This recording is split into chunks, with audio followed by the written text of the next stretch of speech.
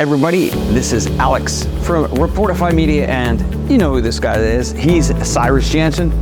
Buddy, Alex, good to meet you, buddy. Good to see you again. We are in the clouds here at the beautiful Nicola Hotel here in Chongqing, 62 stories above the skyline here in the wonderful city. Cyrus, welcome to my city. You know, Alex, it's been an absolute pleasure. I've heard so much about Chongqing over the last few years, and this is something that we've talked about for a long time, and really trying to help put Chongqing on the map because, you know, I've kind of fallen in love with Chongqing just through your vlogs. Thank you. And you've done an amazing job over the past few years really putting this city on the map. I've seen a lot of viral videos, and I have to be honest, I mean, I've traveled to a lot of cities around the world. I've been to a lot of cities in China. I've never seen anything quite like Chongqing. I mean, first impressions of the city? To me, it is really a very unique city because of the way of the land, right? Because I was exploring the downtown today, and you have this amazing peninsula with two rivers that are on both sides. And what was incredible as well is that there is so much steep terrain. The old town that I was exploring today, you have all of these old village houses that are built, and by the time you start at the top and descend down to the bottom, I mean, you've probably gone about 500 feet down the side of a mountain. So that's very unique in that regard. And, you know, just the skyline, we had an afternoon where we walked across the bridge. We took the pedestrian walk across the bridge, and that was phenomenal. I mean, that is some of the most picturesque skyline views that you can probably find in the world. So, I mean, this is, I've only been here for 24 hours so far, but first impressions are, wow, this is a mega city, and this has really surprised me. Isn't it great that now this market has finally opened up? The travel market is finally getting into second gear here. You're in Chongqing. How are things on the other side of the waters here in North America? You know, I want to just talk on that travel thing because one of the things that's really interesting, what we saw, Alex, is we've seen the amount of foreign tourists coming to China increase by 305%. That's a big number. First quarter of 2024 as compared to Q1 of 2023. Right. So, you know, what I'm really seeing here on the ground in China is that we've seen a lot more European countries have now opened up to be visa-free. Right. In the last couple of days, we've had New Zealand, we've had Australia now come in with visa-free options. So the amazing thing here is that there's more foreigners coming back to China, even from a North American perspective. You asked me about North America. What's really interesting is we're seeing a lot of North American business leaders also coming back to China, and they stayed away for a while during COVID. But they have come back to China as well because, again, you know, China is so integral to the United States economy, to the North American, to the European economy. As far as, you know, on the other side of the pond, I think there's a lot of work to do to try to help people understand a little bit more about China. And that's really, you know, one of the missions on why I've come back to China this summer. I'm here on a 6-week trip with my family. Happy to be here in Chongqing as well because I think there's a lot that people really need to understand and see here. I agree with you.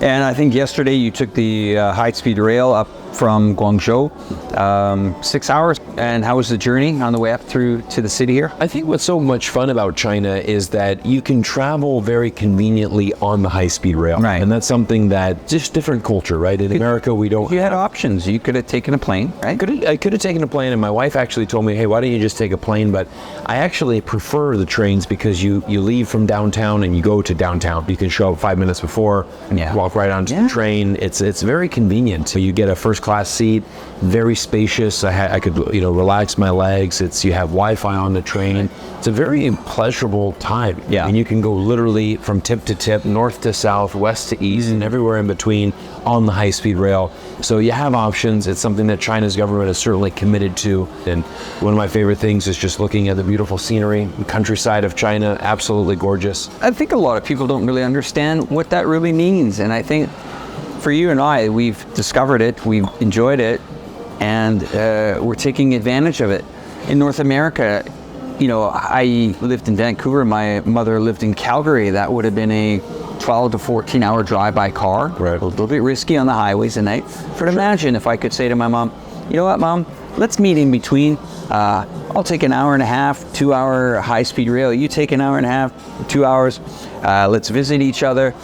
that changes people's lives. Yeah. That changes people's life from a travel perspective, safety perspective. Also, that's how China is moving goods along. You know, this is the city, we call it, the nickname is 0 kilometer city because it's the starting point to the One Belt, One Road. Right. And as that connects this logistical lines, it branches out through the country. And you see small villages that were never connected to these grids, changing lives. These people come onto the trains, they sell their goods, their vegetables, they go down to another market. We recently interviewed certain farmers that were packaging their goods that used to take a long time to get to countries in Southeast Asia. Now they're either putting them on the train, the Highspeed Rail trains, or they're using the International Land Sea Trade Corridor, and these are amazing changes to people's lives here. I think what's also amazing as well is it's not only from the personal perspective as far as the people of China, but it's also from the business perspective. Mm-hmm. And if you look at two examples, would be the city of Shanghai and also Suzhou. You've got two major cities, Shanghai obviously being one of the 4 top tier cities in China, but Suzhou is a very big tier 2 city. Massive. Now they're basically 30 minutes by high-speed rail. So that has really stimulated a tremendous amount of business between, and the other one would be Tianjin in the north, very close to Beijing. Very similar thing that you've seen. Basically, China will develop these 2 amazing cities, connect them by high-speed rail, and they're really feeding off each other, and business is flourishing between both of those cities and everywhere in between. So it's interesting, right. We talk about the power of Shanghai. Even the port, just the port itself, ranks in, I think it's the top 20 economies for the amount of business that is run through that port. We're talking staggering numbers. Right. But, as China likes to do, it doesn't stop at its borders. It's trying to develop these relationships, and we've talked many times about the One Belt and One Road. And we're starting to see it play out on the geopolitical landscape right now. We are. If you look at the Americans, it was the first time I actually started to hear the One Belt, One Road start to hit the main headlines of Fox News. Right. Fox News would always use the term, Communist China is trying to influence this, Communist China is trying to influence that. They love the word. Communist, communist, communist. The first time I heard Maria Bartiromo say, well, the One Belt and One Road, and I thought, bang, as soon as they're starting to hear it now, we could feel that the impact is there. But you see, a lot of people have that vision of the One Belt, One Road as China in trying to impoverish other countries or debt trap other countries. We've talked about it. I think what's amazing, Alex, is that over the last year, I've done several breakdowns of the Belt and Road. It's been something that I've been very fascinated about. And what I did is I would do a tremendous amount of research on one specific area. So I said, let's make a video about the Belt and Road in Africa. Let's make a video about it in South America, Southeast Asia, the Middle East. So you basically had these many regions that China would be targeting. And the reality is that when you talk about the West is the US, Canada, the European Union, Australia, and Japan. That's more or less the West and its allies. Now, if you look at the actual population, that's around 12% of the world's population. Yep. So you have about 88% of the world that lives outside of that. Many geopolitical people call that the global South. A better term would probably be the global majority, because again, it's 88%. And so what you're seeing is that this people that are in this 88%, they're very keen on China's Belt and Road Initiative. They're very keen on de-dollarization, which is a growing trend, moving away from the US dollar, influencing, or basically doing other currencies and really having that influence the market. So I think what is really amazing with this Belt and Road is just that China has grown a huge presence. I mean, it is the #1 trading partner for 120 countries around the world. I think it's important that people understand that, because, for the last 2 years, we've heard this incredible propaganda of we need to decouple from China. I call it propaganda because for any American to believe that it's possible to decouple from China is living in a fantasy world. Okay. It's even if it were something we could do, it's not. It's physically impossible, because we're so interconnected that decoupling from China would absolutely cripple the American economy. And people really need to understand that. And so I think there's always just trying to find a balance. What's so fun here is that when you come back here, you do feel that you are stepping very much in the future. I mean, I haven't used cash since I've been here, everything is really, actually I don't take my wallet out when I'm in China. I just need my cell phone. Everything's super convenient, and it's getting better. You know, recently I did a video in the Guangzhou Canton Fair. This, by size, is undoubtedly one of the largest trade fairs in the world. By far. I believe there's over 72,000 exhibitions going on at one time there. Well, I walked around and I looked at the product there, and I looked at the sales. Now, I used to come into the show 20 years ago. Okay. And it used to be knickknacks, you know, little battery chargers, cheap headphones and stuff like that. And we started to really move up in the caliber of the items here. And I started to see a lot of collaborations with North American companies, working together with China, co-branding. Same with the new energy vehicle market. Yeah. This might cause an issue with the tariffs. Like, how do you decide a tariff when you have a collaboration between Mercedes-Benz and, let's say, BYD? Right. They work together maybe with Apple, using maybe some of the in-car entertainment system, and you have American tires on the car. Well, they're going to run into a few little problems to try to say, hey, we want to put tariffs on that if we're bringing them to the US. And the American suppliers that have the tires and the Europeans that maybe have the bumpers, they're going to say, wait a minute, no. We're in collaboration. And I think that's the smart move that China's done here. Yeah. And also, if you look back 20 years ago and you would go to the Canton Fair, like I said, there was a lot of, we'll call it cheap and cheerful items that would wind up under your Christmas tree. But what China has done here is it's raised its level of not only developing its infrastructure, but developing its products. And it has said to the American consumer, right, you have your dollar stores, you have your Walmarts, and then you have your higher end brands. Now, don't expect to have a beautiful glass that maybe crystal glass for 55 cents. Now, that consumer or that store, like maybe Walmart or whoever's still in business in the discount business, might sell that. Now, that gives an impression to the Americans that China makes cheap products. Right. But it's actually not China that wants to make these products. It's the buyers that come to these trade fairs. I did notice a lot of Russian buyers at trade fair this year in China. Massive amount, okay? And it looks like their market has been quickly replaced. But back to my point is, when you're looking at product that comes from China, you have to remember that it is the manufacturer that is based in China, but the buyer is from America, and the buyer is putting pressure on the manufacturer saying, okay, for example, we want a very cheap glass to sell our consumers. So can you make it for 50 cents? Now the Chinese supplier might say, well, we might be able to make it for $1. No, our price point is 50 cents, maybe 40 cents if we order minimum order quality 1,000.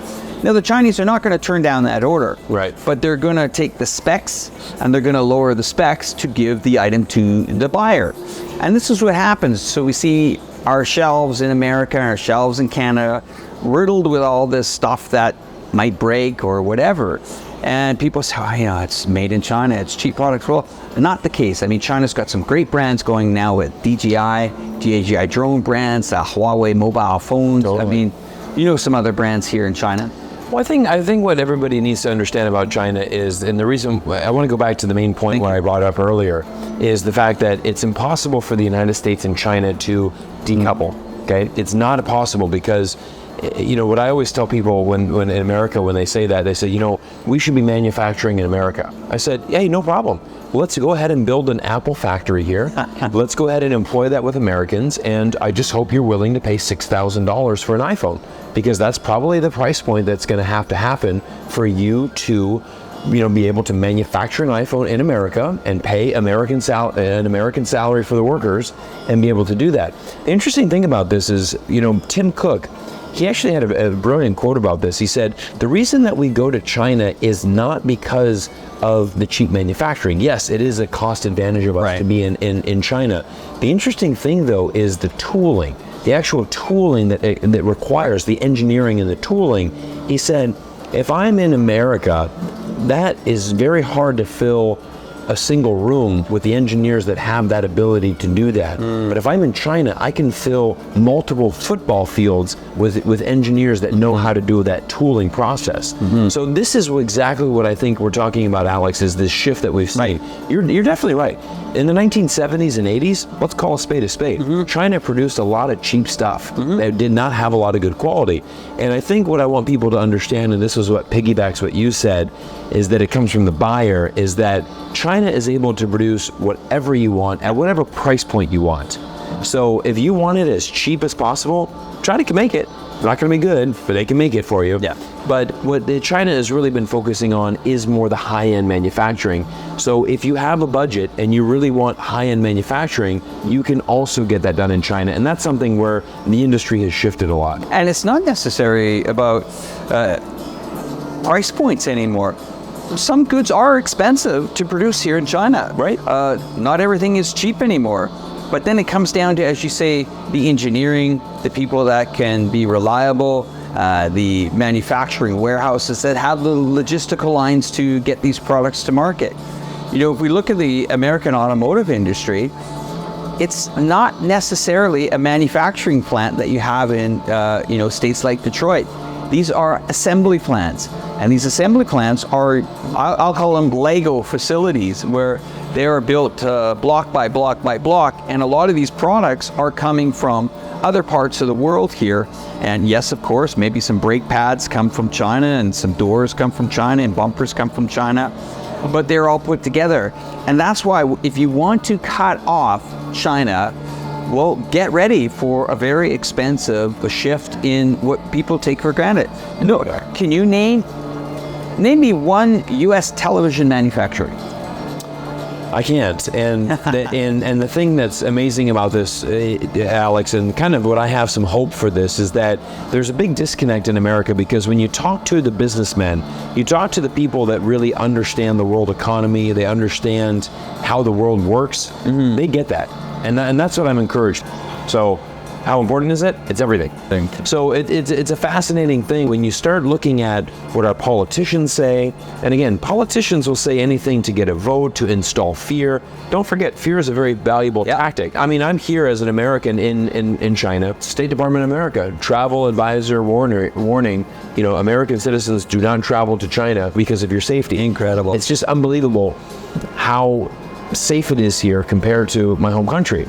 That's just the reality. The reality is that you look at the crime rates, look at what you're seeing here, and it is a much different society. But I wanted to just make that point, because I am encouraged, because every single business person that I get that really understands the world and how it works, they understand how important China is. Yeah. And they have a much more objective view than what's presented in our media. And there's a lot of America outside of America that is in China. If you walk in some of these shopping malls or visit a lot of these restaurants, there's many Starbucks here, there's many apparel stores that are selling as well. Sam's Club is in town, it's a major player as well. And we're seeing more influence from America here. Now, I'm not witnessing people saying, get these American stores out of here. In fact, there's a lot of trust for American brands here. And as well as American car brands. A lot of people think that Tesla couldn't do well in China. Well, they're selling lots of cars here, okay? Yeah. Do I think Tesla is the best new energy vehicle on the market? I've been privy to see inside some of these beautiful cars. I have to tell you, BYD, it's called Beyond Your Dreams, is an amazing automobile. They're a company that continues to strive forward and try to innovate. They are coming out with just some staggeringly beautiful cars on the market right now. They are incredible. The cars are very incredible. When you come here, one of the biggest differences that I've seen, and really just in the last year alone, Alex, is just the fact with these EV cars is now we're at a point where more than 50% of the cars on the road are EVs. Yeah, sure. And it's consistent across the board. And you can see the air quality. I mean, yeah, of course, there's factories that are still giving off some emissions that are not good. Right. The government's working with companies to try to reduce that. I mean, you can't just shut a country of 1.5 billion down, its entire manufacturing. It is the warehouse of the world, this country. You can't just shut it down overnight. But we are seeing a decrease each year. The emissions are going down. The EV car market, I told you earlier today when we had a nice walk and talk that, it's not being pushed on people and say, hey, we're going to completely knock out the petrol cars and we're going 100 EV because Greta Thunberg said so. It's no, because we think there's affordability for the consumer. Would you like 80% more money in your pocket from not paying for fuel and driving an EV car that is reliable? Yeah, of course. I've seen it. I've been taking these cars for 4 years around this city. I haven't seen any start on fire. I'm sure there's some problems, but I haven't seen, cars burning up and freezing up and seizing up like the headlines in America. I'm sure there's issues, but once again, it's a country that is trying to make things better for the people. It's trying to bring affordable ways of transportation. Yeah, the reason for that is really the government. The government really made that a priority. And once the government makes it a priority, it gets done. Yeah. And I think that's one of the strategic advantages of China's government. It's made a noticeable difference in the quality of lives of people in the sense that they can have reliable cars at an affordable price, but it's also helped with the environment. I don't know how many major bridges you're going to walk across in a major city with traffic flying by you and not having, there's not much exhaust fumes and things like that. It was very pleasurable for us to walk across the bridge today. And again, just a beautiful view of the city. Yeah. I mean, that is spectacular. I've never seen anything like it. So what's in store for Cyrus Jansen, the second part here of 2024? What are you going to be up to in the next 6 months? Great question. So everybody, we're going to continue to be putting out videos on our channel. I do have a couple of upcoming trips. I think one I'm very excited for. I'm going to be going to Malaysia in September. I'm going to be speaking at a very big conference there about geopolitics around the world.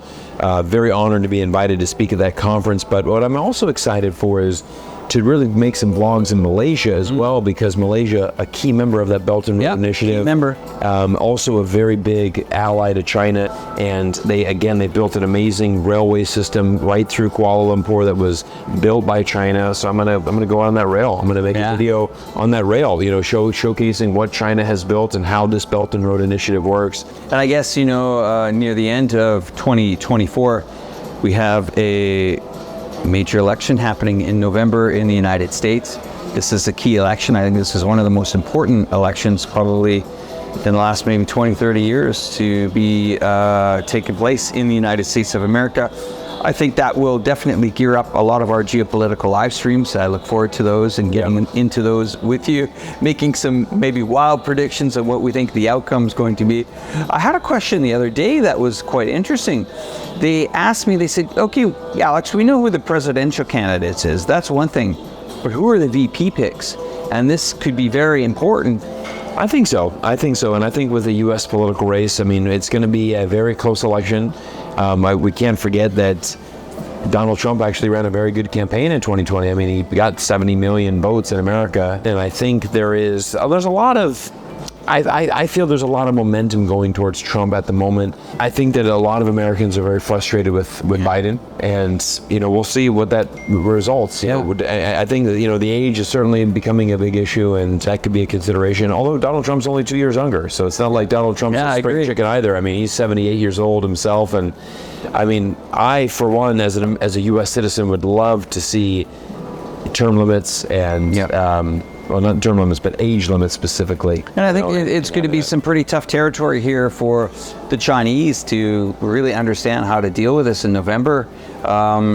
These are two candidates that I feel there's, they're making China's a bad guy again going into this election. And is China bad? China bad. It's Putin bad. It's Russia bad. Dictator Putin. They're using all these things against these nations. It's going to be an interesting last quarter for us to follow. It will be. That's what we do, though. We follow the geopolitics, and I think it's going to be very interesting because, what's really been sad about the Biden administration is that Donald Trump introduced the trade war with China, and Biden has doubled down and made it much worse. The one bad thing about a democracy, and I'm not anti-democratic and I'm not anti-democracy, but unfortunately, so much of it has become popularity contest. It's become control the narrative. It has become, how can we influence your vote? And unfortunately, China is the biggest way to do that. China is the biggest threat to America. We need to do something about it. Let's pass more, military spending. Let's sanction, EV cars. Biden wants to introduce a 100% tariff, which he's done now, and that now means that affordable car is not available to American consumers. And it really is, it's a loss for the U.S. consumer, but it basically just sends a signal, we can't compete with you, so we're going to block you. Yeah. I also just going to end it off by saying, I learned a lot in 2016 when, Trump came into the office, and I thought, wow, this is not really a politician. This is a businessman. People know that this is Trump. This is Trump's style. Do a deal. I went in. I negotiated hard. We got this, and we gave them that, but we still got this. But I noticed that, even if he had control of the Senate and control of the House, he still couldn't get much done. It also exposed that, there's Donald Trump, and then there's the Republican Party, and then there's people in that Republican Party that are not necessarily with Donald Trump, more neocons. And you have this tug of war, and it's very complicated to do anything as a president of the United States now. Even if you have the Senate in control, the House in control, and then you also got to be very careful on, and I think this is something maybe Trump has learned this time, not to trust everybody. He really had some terrible advice going into the pandemic, which I think also possibly could have cost him the election at one point if he would have maybe handled it a little bit different. Right. So, lots to cover here in the remainder of 2024. I look forward to doing many live streams with Cyrus Jansen. Cyrus Jansen's channel can be found, of course, very easily by visiting the link in the description below. Look for us more for our live streams. So, Alex, thank you so much. Yeah, I really appreciate you coming on to visit me. Always a pleasure. All right, guys. Take care. Thanks for watching. You know what to do. Subscribe. Bye-bye. Take care.